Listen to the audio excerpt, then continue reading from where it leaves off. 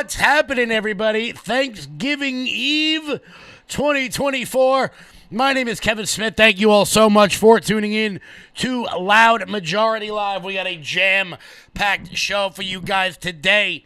The world just doesn't understand. The world just doesn't understand the Joe Rogan effect. They don't get it. They simply don't understand it, so much so that you got one half of the Democratic Party bitching and moaning that Kamala Harris didn't go on Joe Rogan, and you got another half of the Democratic Party saying it didn't matter. We're going to laugh at all of them. We're going to laugh at all of them. As CNN puts out a hit piece on my good friend Scott Presler, which, I got to be honest with you, once you come after friends of mine, now it's time to dance. Now it's time to dance. Ellie Weaver, I'm talking about you. I'm literally talking about you. We're going to get into all of that. Also, CNN has to make some things very clear to their viewers that they don't really like, that they're not huge fans of. It's really funny, Kevin O'Leary destroying Kamala Harris. Destroying Kamala Harris. We'll have some fun with that one. Also, one of the biggest journalism scandals I've ever seen is rocking the network of MSNBC. Pay to play, perhaps. Not only is this immoral, unethical,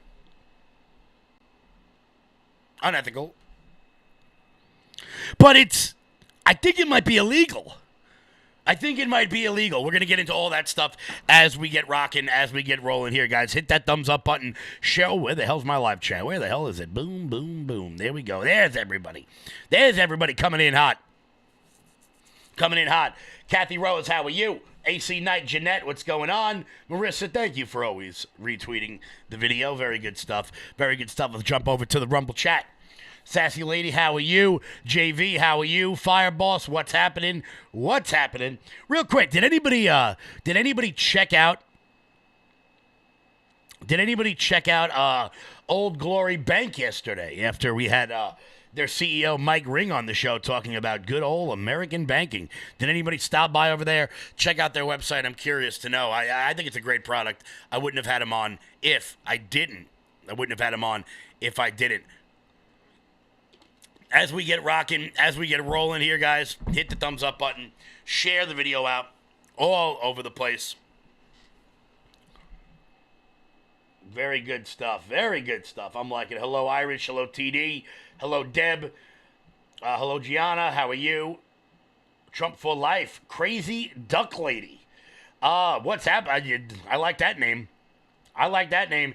A whole hell of a lot. Christina, how are you? Well, let's let everybody jump into the chat as we roll, as we rock, as we roll today. Because I'm a little annoyed.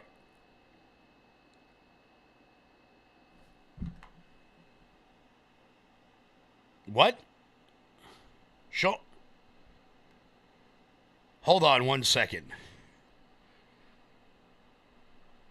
Hold on a second.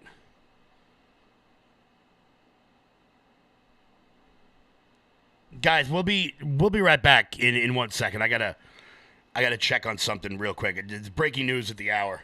You're still looking good. I'm still feeling good. You know, I've got all your MyPillow products. Mattress topper, bed sheets, MyPillows, towels, slippers, blankets, sleepwear, dog beds. Whoa, Charles. Everyone now can get MyPillow products at huge discounts at MyPillow.com. That's right. Now's the time to go to MyPillow.com or call the number on your screen. Use your promo code to take advantage of our 3-in-1 sale. We're bringing you exciting new products, overstock specials, and closeout deals you won't find anywhere else. For example, when you buy one of our brand new MyPillow 2.0s, you get another one absolutely free. And with our overstock sale, you save 50% on our luxurious Giza Dream bed sheets. That's as low as $29.99 for the best sheets ever. And with our biggest closeout special, you get our all-season slippers for only $35. Or our sandals and slides for just $25. Quantities are limited, and once they're gone, they're gone. Yeah, guys, we're getting confirmed reports right now. A pipe bomb was found at Lee Zeldin's house on Wednesday, today, Congressman and presidential nominee for the EPA, Lee Zeldin, issued a statement. A pipe bomb threat targeting me and my family at our home today was sent in with a pro-Palestinian themed message. My family and I were not home at the time and are safe. We are working with law enforcement to learn more as the situation develops. We are thankful for the swift actions taken by local officials, local officers. Holy shit. Yeah, well, we're gonna keep you updated on that. Apparently there have been pipe bombs found at or sent over to the homes of multiple Trump nominees. Yeah, we got this confirmed from Lee Zeldin. At least one Trump official has had a pipe bomb sent to their, or a pipe bomb threat sent to their homes. I'm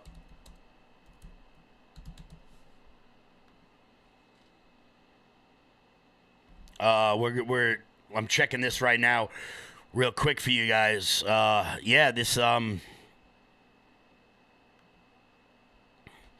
This just came out from Lee Zeldin's camp right now.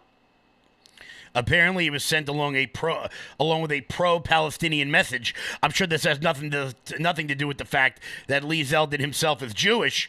Wow. All right. Y'all want to fucking dance? Let's dance. That ain't gonna happen. I said it. I said it flippantly about 3 minutes ago about Scott Presler. You come from my friends. All right. Y'all want to dance? Let's go, baby. I'm fired up. I'm fired up.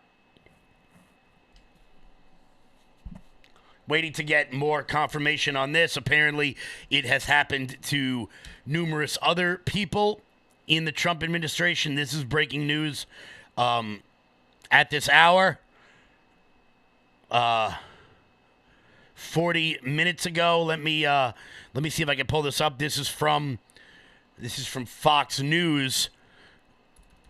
Let me see if I can get this real quick. Sorry, guys, I'm downloading all this stuff in real time. Fox breaking that Matt Gaetz had one go to his house. He's not even the nominee anymore, so they couldn't even get that right. Let me pull this up for you real quick. Here is Fox News about an hour ago. Legal immigrant in this country. Not true. They're focusing on criminals. So they've been fed so much BS, and that is why this is happening. And the Democratic Party is 100% responsible for these threats. They need to come out and actually speak up. I'd like to hear from Kamala Harris. Kamala Harris loved to talk about the hate against the Palestinians during the war, right? Why doesn't she come out and say, look, anyone out there who's trying to target a Republican, especially someone who is running for office, it is absolutely unacceptable. I guarantee you we will not hear a word from the vice president or the president on this while he's vacationing in Nantucket. Yeah, such a great point, because we went through this, Doctor, with two horrific attempted assassinations of now President-elect Trump. And while at the moment it seemed to foster a call for unity and a tamping down of that rhetoric, it seemed to then just foment once again right after. This is exactly the right time to have the administration come out and say, we do not support this. Mm-hmm. The Biden administration constantly said that they were for unity and they wanted to bring Americans together. And so that shouldn't stop just because they lost the election. You guys, glossed over it briefly, talking about the resources that are wasted with these threats. These threats are being made by cowards. But the thing that they're doing is they're un-American, but they're un-American in the sense that the only people who are really getting hurt here are Americans, and your citizens are getting hurt here. Each time they call out for those swatting, that's about $10,000 to taxpayers to cover that. Not to mention, we already have longer than normal response times for EMS and emergency services. This week, Thanksgiving week, is one of the busiest weeks in the year for emergency services. So you have people at home having heart attacks. And all right, this clip was kind of pointless. Sorry about that. I thought there was actually going to be some information there. Apparently, Pete Hegseth got it, Matt Gaetz got it, John Ratcliffe got it, Lee Zeldin got it. Gaetz was not home when the authorities responded to the bomb threat, although a member of his family was. A sniffer dog was brought in the former congressman's mailbox, was brought in to check the former congressman's mailbox, but failed to establish whether there was a credible bomb threat. The bomb squad was called in shortly afterwards. It's wild. Absolutely wild. These people are sick. These people are sick. There's something wrong with them. I'm pissed off. Alan, how are you? Linda, how are you? Linda, in the Facebook chat, is there any commotion near there? We've got people on the ground in the area. Is there any commotion in the general area?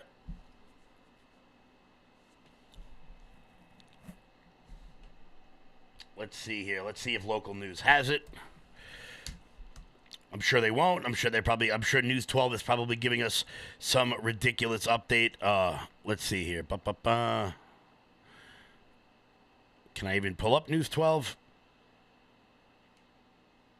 Sorry, guys. I know this is a little bit more hyper local than you're used to, but this is 25 minutes from my house, and Lee is a friend, so News 12 learned that several of Donald Trump nominees, photos obtained by News 12 show police activity in where Zeldin lives. I'm not going to say. Stefanik's office confirmed that her family's Saratoga home was targeted. Absolutely out of control. That is, let's see. What do we know about all of this?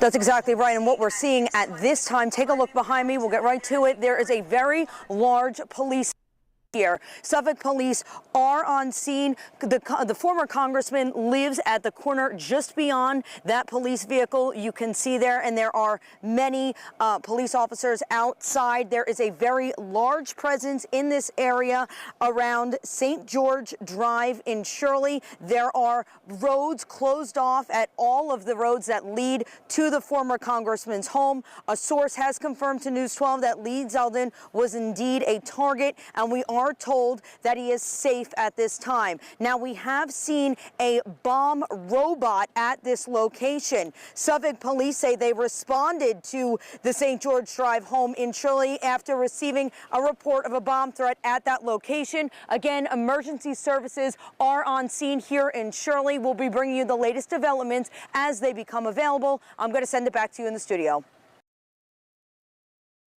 So that's the update right now for all the local people here. Bomb threat at Lee Zeldin's house, along with many other of Donald Trump's cabinet picks. Of course, Lee is, of course, Jewish, with pro-Palestinian messaging. I just wonder if all the pieces of shit on X who have been supporting people like Hamas and Hezbollah for this entire war will have anything to say about this. Anything. Lots of commotion, can't get down there. There's all sorts of cars and trucks and everything else. A lot going on. Linda, I'm going to message you after the show. I'm gonna message you after the show. Oh, let me just. Linda Salfaro. All right. Well, you know what? Let's move on to the actual show today, as the news continues to break on this. If anything else happens, we'll be sure to keep you guys informed of that, as I am incredibly angry right now. I'm incredibly angry at the current moment in time. Incredibly angry. So, as I said, I thought I was just going to be angry today because CNN ran a hit piece on my friend Scott Presler. I thought that was what was going to be bothering me, but apparently not. Let's see. If there's anybody local in the area, please let me know what's going on. Let me know what's going on. Fun stuff today. Yeah, great stuff today. We're having a real party. We're having a real party today. So, as I said before, CNN ran a hit piece on Scott Presler after he won the state of Pennsylvania. I'm going to show it to you guys. The clip's about 6 minutes long, but just listen to the facts they use about Scott. And tell me if you think this is any attempt whatsoever to get to the actual truth of the story instead of just to slam him. Tonight, quote, "The Amish delivered." Those are the words of a man few people know, but a man who was key to Donald Trump's win in Pennsylvania. The controversial conservative activist Scott Presler, who's involved in the group Gays for Trump, a vocal election denier, goes by the Twitter handle The Persistence. He helped deliver that all-important must-win state for Trump, in large part by focusing on, as he says, the Amish, frat guys, and hunters, among other groups. And Presler, as our Ellie Reeve reports, is just getting started. Everybody just big smile and look cute. Okay. Cheese. Cheese. Scott Presler is the kind of political figure only possible in the Trump era, going from social media influencer to actual proximity to power. Presler is taking credit for turning Pennsylvania red. He created a PAC, Early Vote Action, to register voters, and targeted the Amish, frat guys, hunters, and other groups. His PAC got a $1 million donation from Elon Musk. So walk us through how you do it. When I tell the Amish that they can vote a private, secret ballot that is mailed to their house and they don't have to have their buggy seen going to a polling location, they love the mail-in ballot. But a lot of people sort of come up as social media influencers and then they fizzle out. And you actually, took the opportunity and started doing something quantifiable. He was at the Capitol on January 6th and at Trump's return to the scene of his near assassination in Butler. Who cares that he was at January 6th? There was like 2 million people there. President Trump took a bullet for us. Last week, Presler was in Bucks County, Pennsylvania, because of a controversy over what ballots would be counted in the Senate recount. A frustrated county commissioner had said some misdated and unsigned ballots would be counted despite the rules. If I violate this law, it's because I want a court to pay attention to it. This went very viral, in part because of Presler. She apologized at the next meeting. The passion in my heart got the best of me, and I apologize again for that. I made a mistake. But by then, the Pennsylvania Supreme Court had ruled those ballots wouldn't be counted. Presler and his fans had won. Yet they turned out anyway, and the room had a kind of intense vibe. Do you think the 2020 election was stolen? It definitely was stolen. Okay, so can you explain something to me? Why, if they can steal an election, why would they steal it once but not this year? Because people were on to them. The divisions in the Democrats made it very hard for them to try and steal it again. Thank you to every single patriot that showed up today.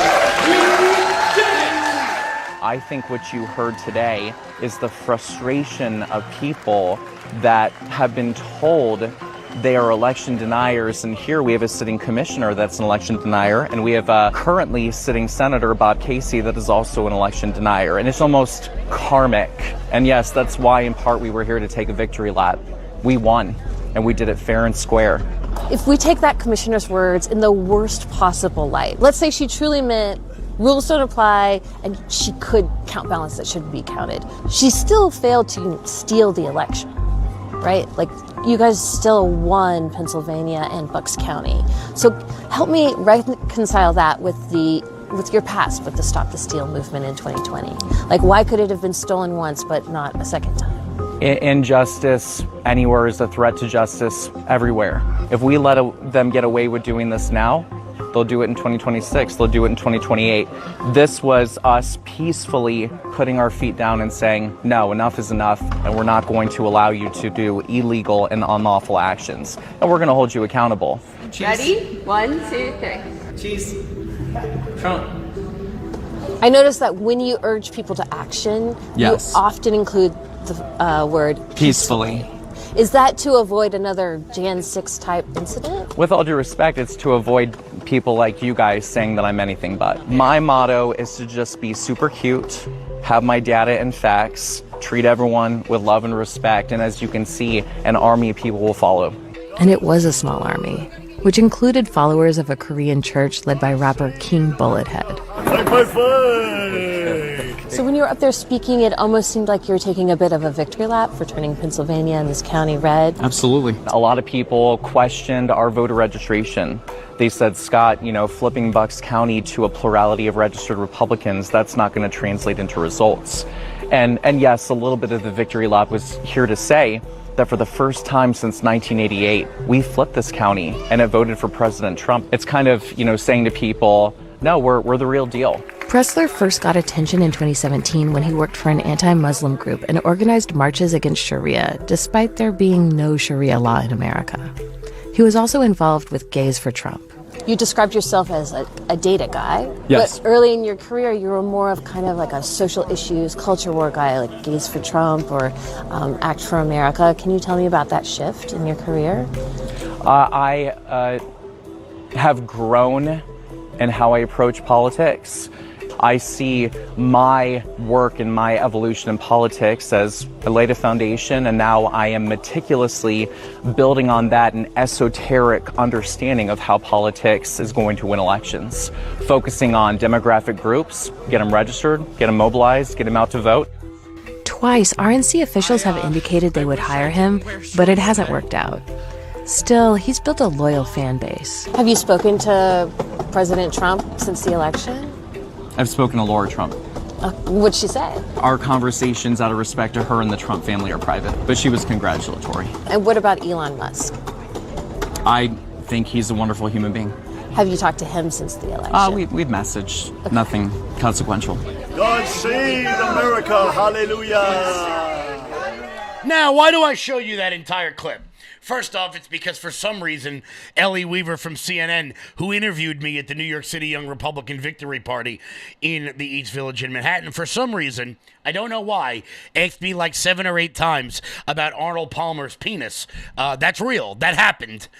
She actually wouldn't let it go until I guess she thought I was drunk and thought I was going to say something silly, which I did. I said I'm far more interested in his drink than his genitalia, but which kind of moved things away from the conversation. I don't know why Ellie Weaver was so focused on that, judging by those glasses. I don't, it's not really her cup of tea. But for some reason, CNN thinks that this is the way forward. CNN believes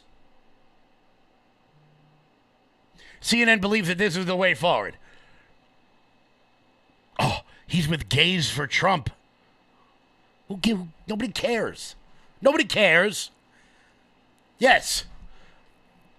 Scott led multiple anti-Sharia movements in America. Perhaps that's because Scott, a gay man, doesn't want to be, thrown off of a building, which is the common practice in many places around the country. Speaking in many places around the world, excuse me.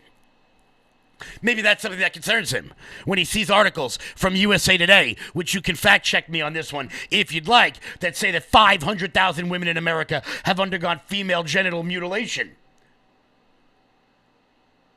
which is what the Quran speaks of. Yeah, the Islamification of the Western world is absolutely a giant problem. Need I show you what's happening in the UK?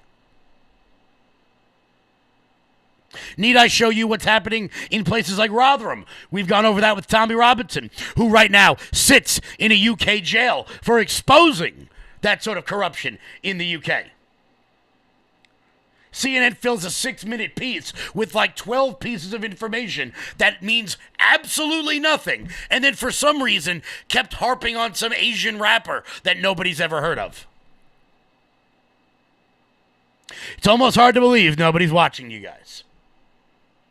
It's almost hard to believe that people are tuning out left and right. In just a second, we're going to dive into more of CNN because they just can't accept reality. And when they have people on who try to show them reality, they're really not interested. Before we get to that, the biggest benefit, honestly, has been with my skin. Skin was more hydrated, more radiant. This is the best superfood that you could take. It has all the essential nutrients you need for your skin, your gut, energy, focus, mood, performance. My hair has gotten so much thicker ever since taking this. I used to have a probiotic, a green juice that replaced it all with this Armra colostrum. It is amazing. You gotta take it. If you want to try it, try armra.com.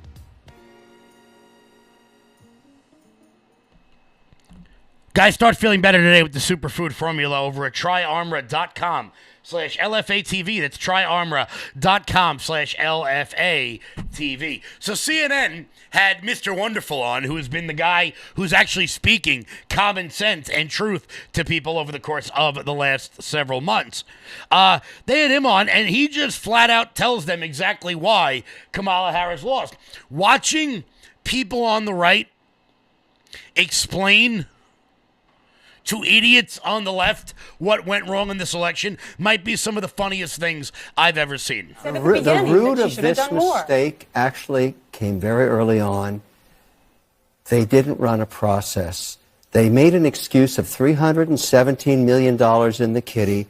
They kept the same campaign manager and said, we will anoint this faulted, broken candidate who was inconsequential in her vice presidency, lost in 2019, as you detailed, complete loser in 2020, never could articulate anything, had no compassion for people.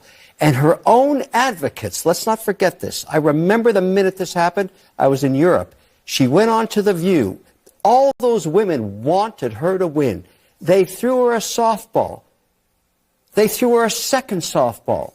She was so weak as a candidate, she couldn't even answer that she would do something different. It ricocheted around the world. She was finished. Well, let me go. They will never do that again. And then they all go into a giant temper tantrum about what actually went wrong, and misogyny and racism and blah, blah, blah, blah, blah, blah. But it turns out there were some people, not the ladies on The View, which I'll actually give them credit for not taking a bribe like Al Sharpton did. Yeah, I said it. He took a bribe in one of the most shocking things I have. This, if we lived in normal times, this would be top story on the front of every newspaper, every cable channel, but it's virtually gone hidden. The fact that Al Sharpton, one of the most corrupt pieces of shit in the history of New York City, accepted $500,000 to his nonprofit, the National Action Network, and then interviewed Kamala Harris immediately following the donation. The growing scandal plaguing MSNBC's Reverend Al Sharpton, how's Tawana Broly doing, by the way, has been ricocheting around the halls over at 30 Rock. And his colleagues calling it a bridge too far. None of them will say it in public, though.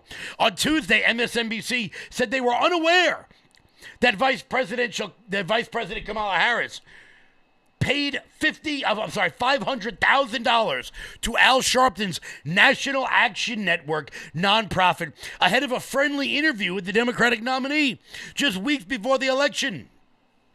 A spokesperson told the Washington Free Beacon MSNBC was unaware of the donations made to the National Action Network. So, okay, fine. You were unaware. You were unaware. Then fire him. Then fire him, like, right now. You can't take a bribe and then interview a presidential candidate. Are you kidding me? Now, for anybody in the state of New York, anybody in the city of New York, you know that one real easy way for Al Sharpton to avoid protesting whatever company you have, avoid protesting any sort of thing that happened is just to pay him off. That is not a secret. That is not an allegation. That is not a scandal. There is a long-running track record of this happening. And when I say long, I mean like longer than I've been alive. Something happens at your company. Something happens at your place of work. Al Sharpton threatens a protest. You make a donation. The protest goes away. It's not rocket science here. He did it to Macy's in Times Square, like back in like the late 80s. And then when you don't pay, he allegedly, for the lawyers out there, he allegedly leads riots at places like Freddy's Fashion Mart, and a couple of Orthodox Jews die. No big deal, though. No big deal. We don't have to bring that part up. We can just skip that. Or I don't know. He accuses a dead guy from Westchester of raping a young black girl, despite the fact that she made the entire thing up. No big deal. Don't even get me started on Jussie Smollett. And there's a 30-year gap of assholery in between those. In between Tawana Broly and Jussie Smollett that Al Sharpton has made an entire career grifting off of. If I were you, I wouldn't look up what happened to the other two lawyers that were involved in the Tawana Broly scandal. Maddox and, what the hell was the other one's name? What the hell is the other, whatever the hell it is. I wouldn't look up what happened to them.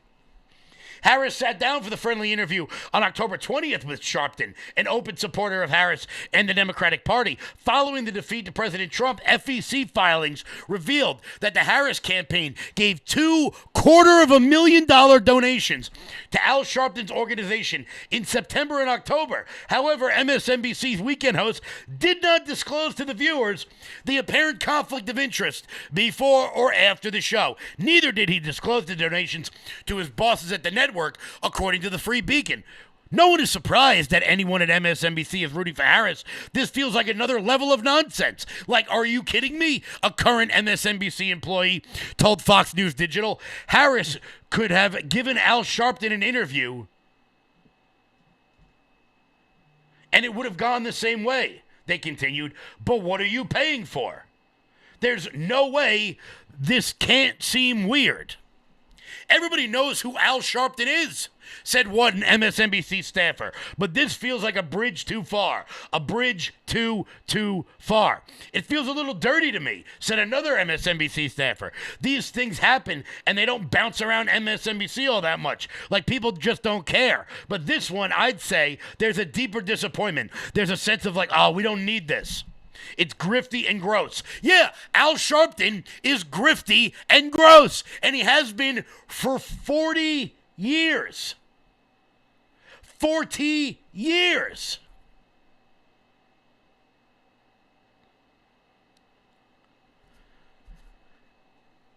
I mean, this should be the top story everywhere in the world right now. You know why people don't trust you all? It's because we know that this stuff happens. And you pretend like we don't know.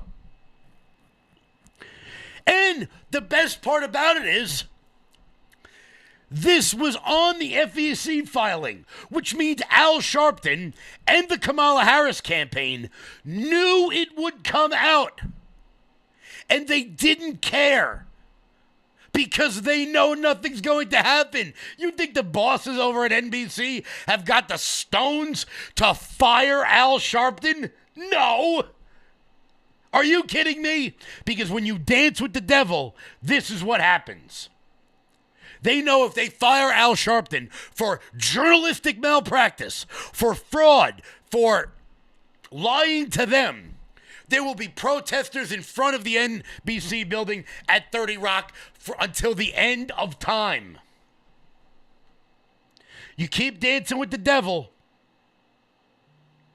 this is what's going to happen.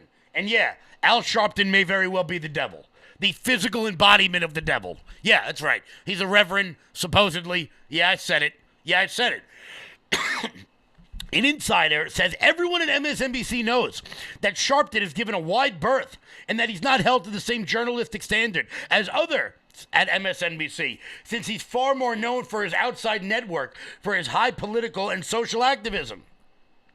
That said, the controversy reeks of a pay-to-play scheme. There's a sense among the people I've spoken with that feels like there's something wrong and that something should be done about it. I don't know what that something is. That's a lot of money. That's not a small matter, said one other MSNBC employee.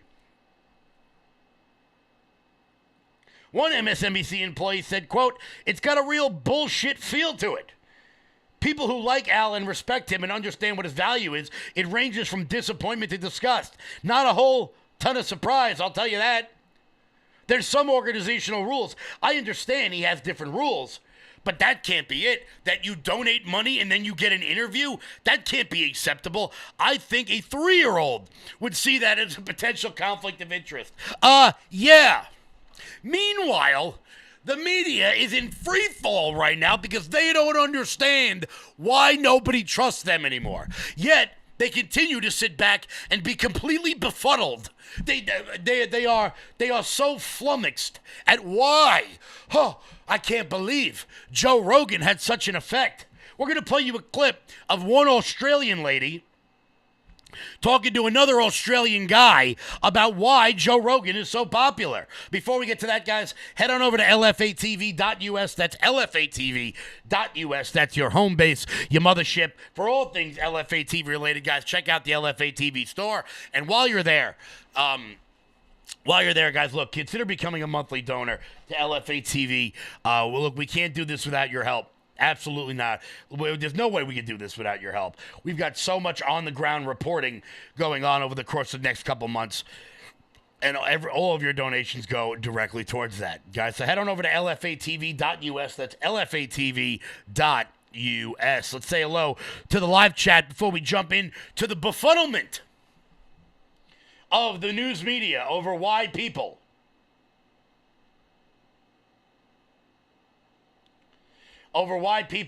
like Joe Rogan so much. It's very confusing. What's up?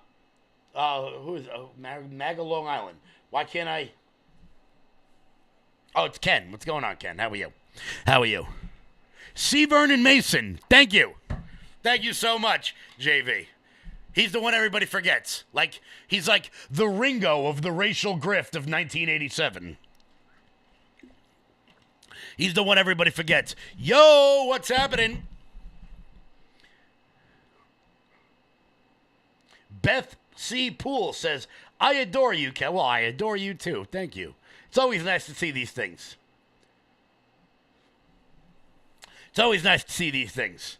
Happy Thanksgiving Eve, everyone. Make sure you guys aren't out too late tonight. I know Thanksgiving Eve is a big drinking night if you're 22. But if you're not, just stay off the road. Just saying. I want to make sure I say happy Thanksgiving to everybody before they check out of the chat today. Why spend millions of dollars at Kamala Harris? Ken, that's not a sentence. Something about movie stars and endorsements. But, so let's dive in, because here is an Australian woman, I guess she's a reporter, talking to the head of ABC News about why it is Joe Rogan is so influential and how he's become so influential over the last couple of years. I have a question about Joe Rogan, and you've sort of touched on elements of this in the US. He's obviously the world's most popular podcast host. He has 3 billion listeners. He's sort of managed to successfully capture that bro market in America. And his influence is such that in the wake of the US election, the Democrats have said that one of Kamala Harris's mistakes was that she didn't appear on his program. So I'm just wondering if you had any observations about what's behind the Joe Rogan effect, how you believe he's managed to so successfully capture this huge market. And then for us here in Australia, how would or should the ABC be going about capturing that kind of audience? Look, I'm not sure that I'm the right person to respond to that question. I am not a consumer or enthusiast about Mr. Rogan and his work. Shocking. I am not one of the 3 billion, and I'm unlikely to be 3 billion and one anytime soon. I think people like Mr. Rogan prey on people's vulnerabilities. They prey on fear. They prey on anxiety. They prey on all of the elements that contribute to uncertainty in society, and they entrepreneur fantasy outcomes and conspiracy outcomes as being a normal part of social narrative. I personally find it deeply repulsive, and to think that someone has such remarkable power in the United States is something that I look at in disbelief. I'm also absolutely in dismay that this can be a source of public entertainment when it's really treating the public as plunder for purposes that are really quite malevolent. So for a guy who doesn't have much to say, it turns out he had a whole hell of a lot to say. Number one. Number two, is it possible? Is it possible? The reason why Joe Rogan is so popular is because he doesn't lie to his audience There are some things that people who have been so swamp-like for so long don't seem to understand. And for anybody who's ever dealt in local politics, you know exactly what I'm talking about. It turns out, if you just do the right thing and you're honest with your audience, they like you. We may not agree on everything. The people watching this right now, there's thousands of people watching this right now. We're not going to agree on everything, but I'll never lie to you. I'll never be dishonest with you. If I get something wrong, I'll correct myself. I will openly admit when I cannot be objective about a political candidate or a cultural figure because I'm friends with them. I've done it with Matt. I've done it with Lee. I've done it with Scott. I've done it with other members. I would be honest with you about that. But why am I honest with you about it? I'm honest with you about it so there's never, ever, ever any possibility of a story coming out about me, I don't know, accepting a $500,000 bribe from a presidential candidate. But, this is not hard stuff, guys. If you just do the right thing over the course of time, people will trust you. If you're not a liar, if you're not a grifter, if you don't hold events all day long at your crappy establishment just to line your pockets with other people's money, over time, people will trust you. This is not difficult. But some people don't understand that. And then they wonder why they turn into failures. I'm not saying I agree with Joe Rogan on everything. I don't. I'm not saying that I think his opinions are right all the time, because they're not, in my opinion. But I know that he's not lying to me.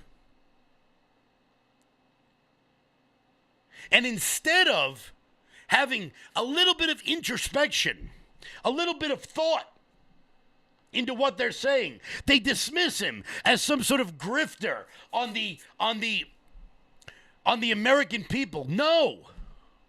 Maybe, just maybe, you ought to do what Joe Rogan does, and then maybe people will come back home. For example, for my local viewers here, there's a newspaper here called Newsday, okay? Some of you probably used to subscribe to it. Almost none of you do anymore, so much so that if you call up, they'll actually send you a free newspaper just so they can lie to their advertisers and get more advertising dollars to keep their shitty newspaper going. But let's say you've been a viewer of Newsday, and over the course, a reader of Newsday, and over the course of the last decade, you'd think to yourself, wow, these people just lie about Republicans. And then you find out that there's not a single Republican who writes for Newsday.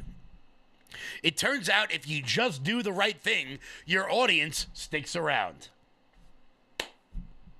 If you just do the right thing, your audience sticks around. It's not that hard, guys. Just stop lying to people.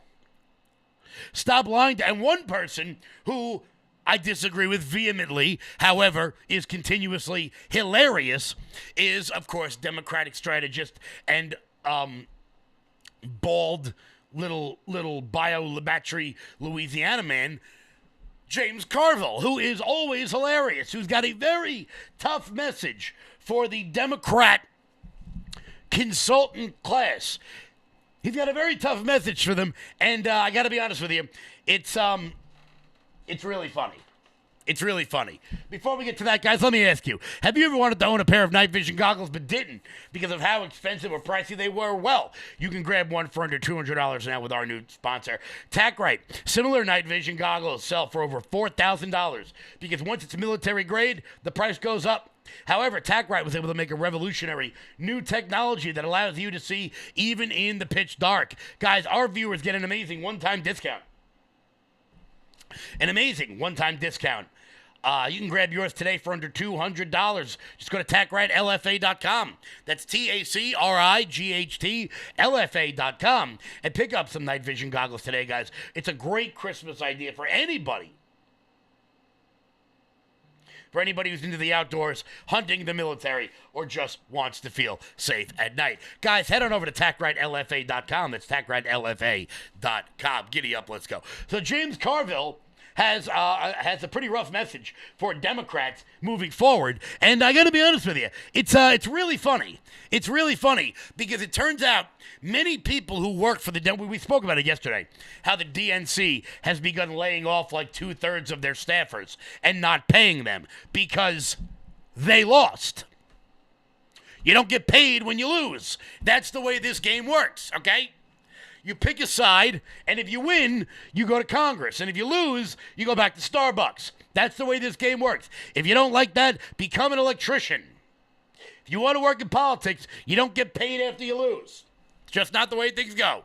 Not the way things go. And James Carville's got a message for some of these nanny boo-boo little staffers who think they can go get a job in the White House and dictate national policy. And let me tell you another huge error, huge fucking error this made, is when people said campaigns need to reflect progressive values. No, they don't. No, they don't. Campaigns are authoritarian by their nature.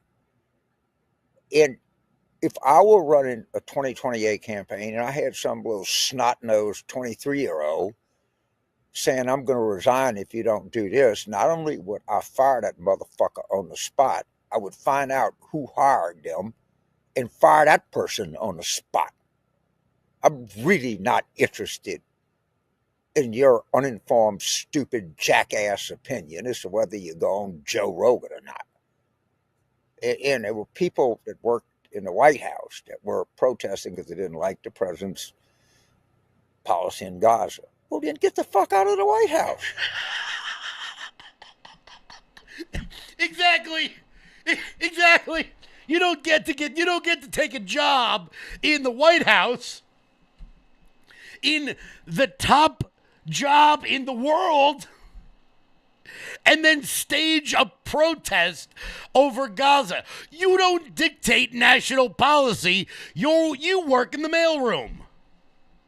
But it is because we have raised a generation of self-important, self-indulgent know-it-alls who have never been told that they're wrong or that they could be incorrect. A bunch of self-important, useless people who think that they're the smartest person in every room they walk into.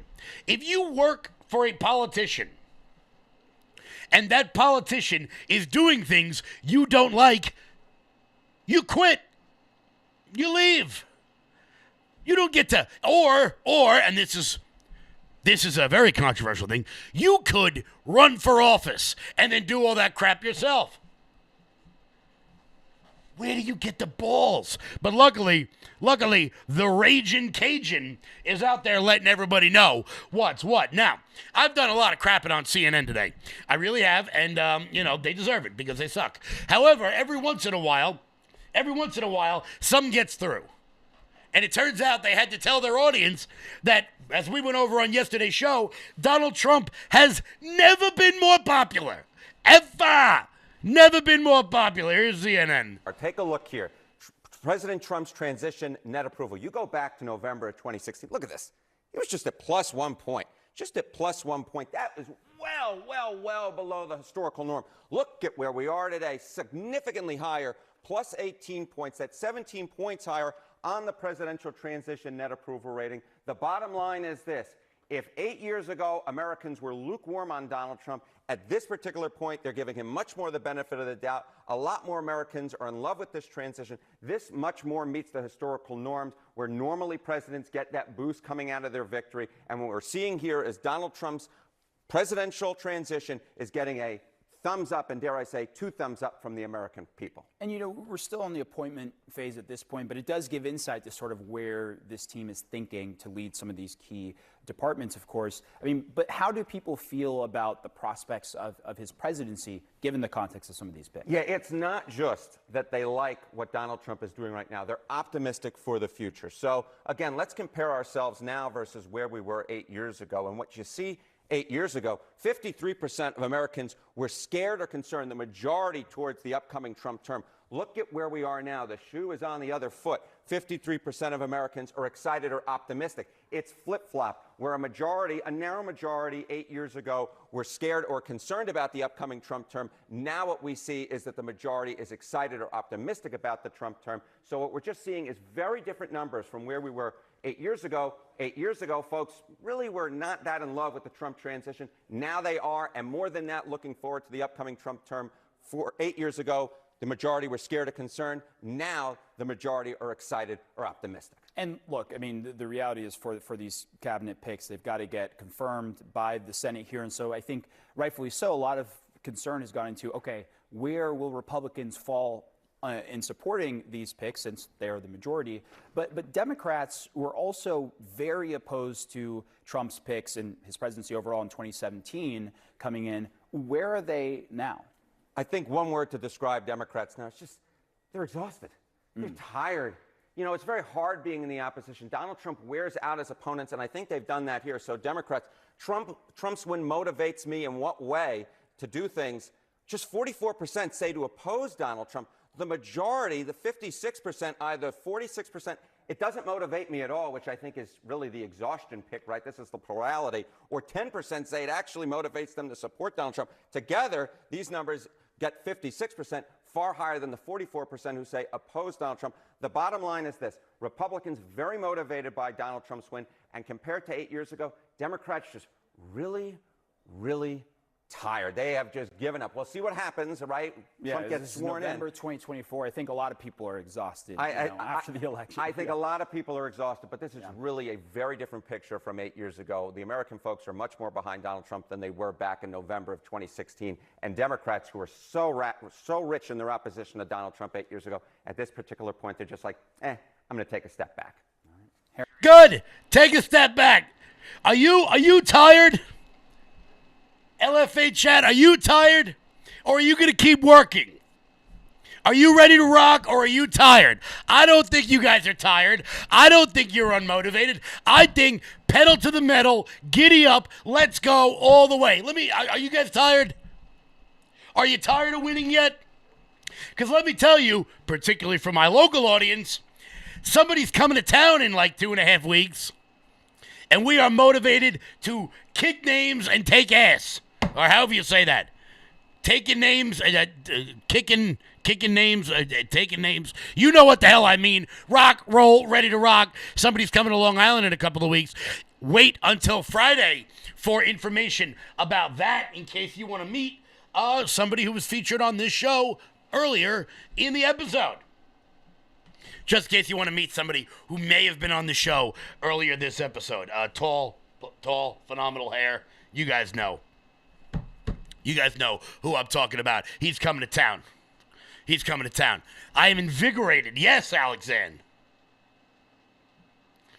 I ain't in no ways tired. Just like, yo, definitely not Karen. That was one of the funniest things ever. Like, Hillary, you're not black, honey. You're not black. You know what? I ain't in no ways tired. I'm never tired of winning. It's go time. Yes. U.S. Trump for life. I've got a, when you say that, MAGA Patriots Assemble, I'm getting a very sort of Ron Burgundy type vibe there about that one. I'm getting a very Ron Burgundy feel for it. Guys, we are going to let you, we're going to have a little bit of fun here. We got about 1.5 minutes left of the show, and I want to announce something to you guys before it goes out to anyone else. I want to have a little bit of fun this Thanksgiving, this phenomenal Thanksgiving. We're going to be doing a giveaway here on the Loud Majority Show because I think you guys deserve it. Well, what did I do here? Boop. There we go. There's the live chat back. So, we're going to have a little bit of fun here. This Thanksgiving, you guys are with your families. We're going to be doing a giveaway here. We're going to be giving out a free Trump flag to anyone. Let me make this a little bit smaller so y'all can see it. Here we go. Make this a little bit smaller. A free Trump flag giveaway to anyone anyone who puts together a short little video and sends it on over to us of themselves doing the Trump shuffle. You guys know exactly what I'm talking about. Do a little YMCA, okay? So we are going to be picking the 3 best families over the course of the holidays, and we're going to be sending you guys a free Trump flag for anyone who sends us a video of them and their family around the Thanksgiving table doing the Trump shuffle. What is the Trump shuffle? Well, you know, a little bit of that.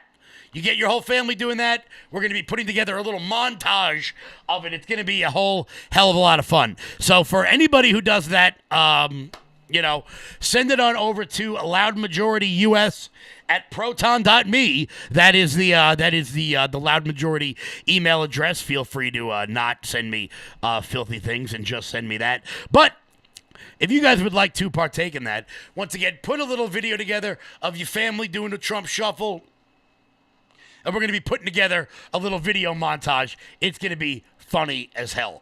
Guys, thank you all so much for tuning in. Will Johnson's coming up next. Obviously, we're off tomorrow for Thanksgiving. Guys, be well. Be with your families.